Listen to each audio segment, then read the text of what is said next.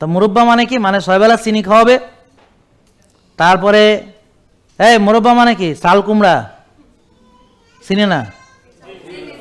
তাহলে একসাথে বলেন, বলেন চাল কুমড়া, ছাল তুলিয়া, খেজুরের কাটা দিয়া, খেচ্চা খেচ্চা, চিনি শিরায় চুবাইলে, সেটা কি?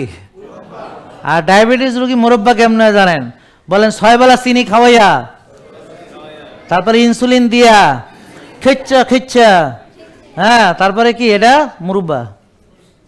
6 বেলা চিনি খাওয়ায় আর ইনসুলিন দিয়ে খেচ্চা খেচ্চা ওই চিনি কোষে ঢুকায়, কোষে মুরব্বা বানানো হয়। তারপরে চোখের মুরব্বা হলে চোখ নষ্ট, ডায়াবেটিক রেটিনোপ্যাথি, চোখের মুরব্বা হয়েছে।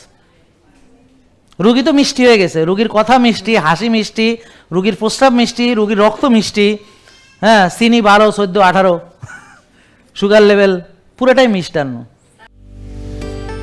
জেকে লাইফস্টাইল, ওষুধ মুক্ত সুস্থ জীবন।